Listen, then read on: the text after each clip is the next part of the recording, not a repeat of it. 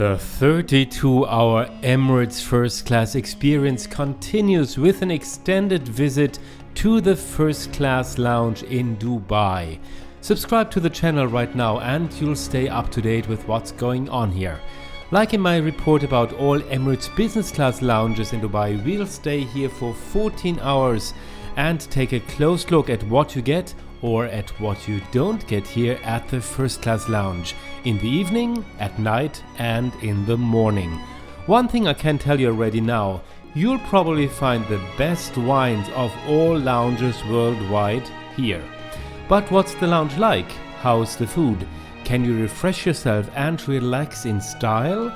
Are there other special services and will you be prettier after a visit? Lots of important questions, so come with me. We'll get the answers.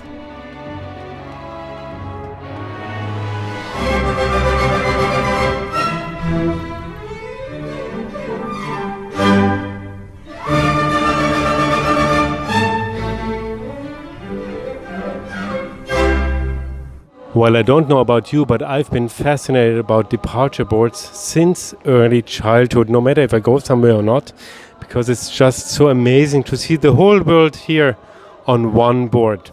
Well, my flight is not on there yet because, like in my report about the Emirates Business Class Lounge here in Dubai, the biggest business class lounge in the world, also today I'm having 14 hours until my connecting flight, and this time it's gonna be in first class. So that gives us a lot of time to really check out in detail the first class lounge here of Emirates in Dubai. And I think there's a lot to see. So come with me and let's check it out. In Concourse B, the entrance to the First Class Lounge is in the middle of the terminal, one floor above the public area and opposite the Business Class Lounge, and we enter through a glass door. But be careful, even as a first class passenger, you won't get picked up here for your departure. So here we've arrived at the legendary Emirates First Class Lounge at Terminal 3, Concourse B. Concourse A is still closed. But I mean, this is large enough already. You will see the space is really pretty huge. Nobody will disturb anybody else. So let's have a look inside the lounge. Well, one thing I can already tell you, I was a little surprised that it's not so much more luxurious or much more beautiful than the business class lounge, but that has to do with the fact that the business class lounge is already very nice and really beautiful and quite luxurious for a business class lounge compared to other airlines. Really much nicer than most other airlines have an offer. And now let's have a look in here. You see, it's a huge space, especially for a first class lounge. I mean, people who have access here are either platinum members of Emirates Skywards or first class passengers. Well, I don't have a platinum status. I do have a status, but not platinum. And I just arrived here on first class from Cairo, and I will go on to Toronto. Well, the arrival doesn't matter, but that I depart from here again in first class, that's what matters actually. So you see, there's TV screens here. There's a lot of seating options. And always little divided by these see-through room dividers, really nicely and done. And then we have here a reception for a spa, because they also offer spa treatments here, and 15 minutes are free for the guests over here. Then you have here on this side a quiet area, not the bright light here, that's still the spa, but here where it's getting a little darker, here we have the quiet room. And then we go on passing by the kids corner. So this is for the first class kids or the platinum kids, whatever. One leads to the other. And finally we arrive in something like a more or less like a hotel lounge already. And after that comes the restaurant, and there we're gonna have also an extra look. And now let me take on my mask again, because we'll have a look now at the bar, and there's some people, so let's be just safe for everybody. So this is the bar, and you see there's a really nice selection of spirits, very nice selection, and of course nice wines. And champagne is always here from Moët Chandon, and they have 4 different kinds, just like at the Moët Chandon bar in the business class lounge here. That's actually very, very beautiful. They don't have anything as fancy here in the first class lounge. That's funny enough. Anyway, they have 4 champagnes. That's the Rosé, the regular one, the Brut Impérial, and the Nectar Impérial. If you like my flight and travel reports, please give me a thumbs up, and if you haven't subscribed to the channel yet, do it right now with the bell notification. It costs you just 1 click. I'm really happy, and you're making a big difference for the future of this channel. So let's go straight to the buffet. Compared to the buffets in the business class lounge, the offer here is smaller, but the quality is excellent for a buffet and clearly one level up, although the offerings in the business class lounge is already very good. It can get pretty busy here though, and you should not expect the exclusiveness of the first class lounges of Swiss, Lufthansa or Singapore Airlines here. However, Emirates also has significantly more first class seats on offer, and at the same time all Emirates customers with platinum status have access here, and that's quite a few. The platinum status here is achieved with 150,000 miles a year, so that's maybe comparable to Air France or a bit higher than the Lufthansa Senator status, but compared to Senator lounges, the standard in the business class lounges here is already several levels up, and here in first class it's absolutely mind-blowing. Maybe you've seen my very big report about Emirates Business Class Lounge here in Dubai. Actually, I had a look at all of the 4 business class lounges over here, and I think it's the biggest report on YouTube in that topic. And maybe there you've seen already that I'm really very much into detail when it comes to food too. And the food selection is really great over there at the business class lounge, and so much better than most of the lounges worldwide. But here, maybe the selection is not bigger, but the quality is of course yet one step up. And you see, I just ordered, or actually I got this from the buffet. That's really nice marinated salmon. And look at these prawns and what is that, scallops in English, coquille Saint-Jacques in French. I mean, they're really gigantic. And then I got a plate of sashimi and sushi over here, just to make sure that I will survive in these still remaining 13 hours, that I don't starve too much, that I don't get to my reserves. That would be really a shame. And when we're having a look here on the other side of the lounge, there's lots and lots and lots of seating options again, all in the same style. I think this style is to be seen in all Emirates lounges worldwide.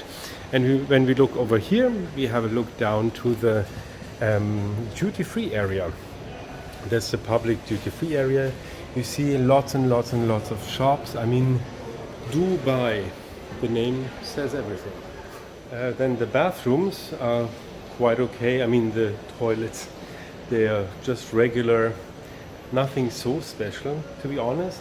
And the shower rooms, we're gonna have a look too. The shower rooms are a little disappointing. I'll tell you later. A few hours have passed again. Time to take a closer look at the a la carte restaurant. Bon appétit! Well, it's 2:30 in the morning and I'm super awake, no idea why.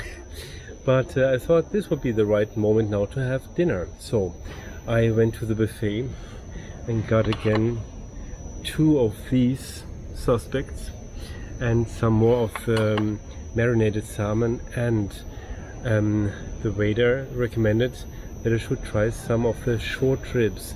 72 hours long baked short ribs, and also a bit of Wagyu burger, and then he promised me a nice dessert afterwards. So I'm really curious now.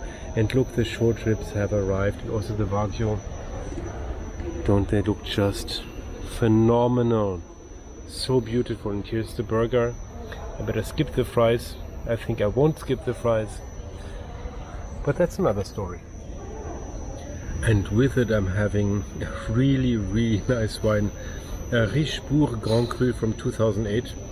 from Angro Domaine, and I mean, such a good wine. I would never buy it because there should be something left in the end of the month, but it's such a nice wine. Absolutely phenomenal. Now it's like actually a total no-go with these wines. I'm gonna have a burger, but at least it's a Wagyu burger, and look how beautiful it looks inside. But for sure I'm gonna have lots and lots of water between this one and the next sip of wine. Otherwise you're gonna just kill me. And you can. Well, and then I'm having also this wine over here, and that's from 2005, a Pauillac Chateau Baron Pichon, and it tastes so heavenly and really extraordinary, really.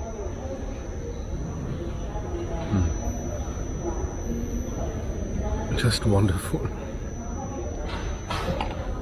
Well, the main dishes were really fantastic. I mean, of course, the burger, and I mean, the short ribs were so good, and also the wines, of course, excellent. I was just a little surprised that the wines were a little less interesting in the end. And normally that happens in the beginning and they develop. I don't know what that is. Maybe I'm also wrong because it's 3 in the morning. Anyway, another highlight was really also like the king prawns, or whatever prawns that were. They were just gigantic big and such good quality, really crunchy when you eat them. Really good. Okay. Oh my god, wow.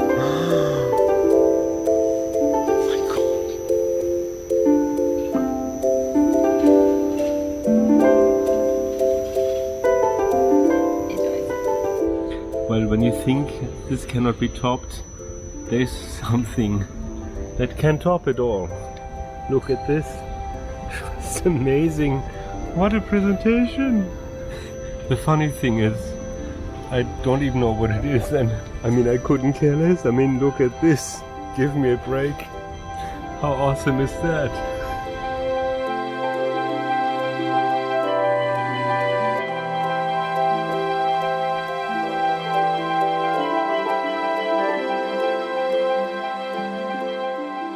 So a little bit more time has passed by. I walked around a little. I went down to the public area to look around the shops a little.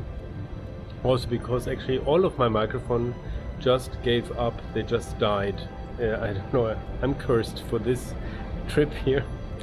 But I just saw this wine here, a Côte d'Esternel from 2005, a really excellent and quite extraordinary rare wine that I really want to try. You see, I always take a little amount, but better little and really excellent than too much and not so great. Conveniently, you can also buy the wines on offer and many other rarities in the lounge's own wine shop. Not cheap, but definitely a special souvenir. So just so you know, I don't only have like amazing words for Emirates. For example, I don't understand why in this huge lounge with like an endless amount of chairs, there's only room for 6 resting beds. They're even not real beds, it's just recliners. And this I just don't understand. This is an airport with arrivals and departures 24 hours a day, so you have a lot of arrivals and departures in the middle of the night, and only 6 people get to lie down, at least in a like quiet place. Everybody else has to sit around or walk around like I do, and otherwise you have this here. These are recliner seats, but in the middle of the hallway, and there's workers coming by, walking up and down the hallway all the time. So you're not private at all. You cannot undress or like take off or take on a pajama or something. It's impossible. And actually in the business class lounge here, it's better because they have many recliner seats that are at least in little cubicles, so you're a little bit separated from the rest. But here you're completely exposed to everybody, and I think that's the opposite of first class, and I don't understand why that is happening. is so not good at all, and I really cannot understand it. There's so much space, but nobody really thought it through.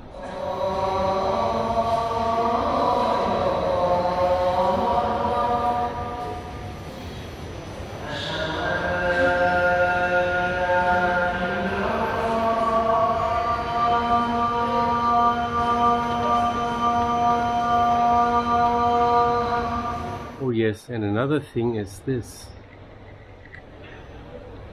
Why do they put this spotlight exactly above a place that's supposed to be for people who would like to rest? I don't understand. Who thought about that? Who thought at all when doing this lounge when it comes to resting? I mean, they have amazing food, they have amazing wines, but they have no idea about resting. In comparison, the Lufthansa First Class Lounges have real day rooms and also great bathrooms. Here from my report on Lufthansa's First Class. But to be fair, I need to say that these lounges are accessible to a much smaller clientele than at Emirates, and Emirates offers free hotel rooms for all classes if the next possible connecting flight is at least 10 hours away.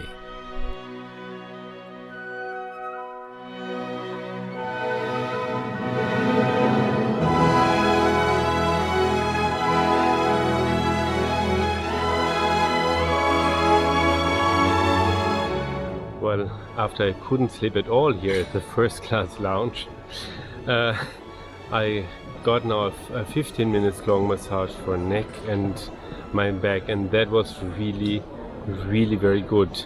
The therapist's name was Tessa, and she did a really great job. It was hurtful, painful, but the result is really fantastic. Now I can go to my flight as a person again. So, breakfast is being served here from 4:30, I think, and I just have a tiny little bit before I go on my plane, where they have breakfast anyway. And they have so many nice options for breakfast, all kinds of stuff, of course. But I opted for the healthy version here, some acai bowl and some healthy bowl. But of course, the unhealthy options are phenomenal. I just won't have them. One important thing to know: there are no flight announcements in the First Class Lounge, and first class passengers are not personally picked up to the plane.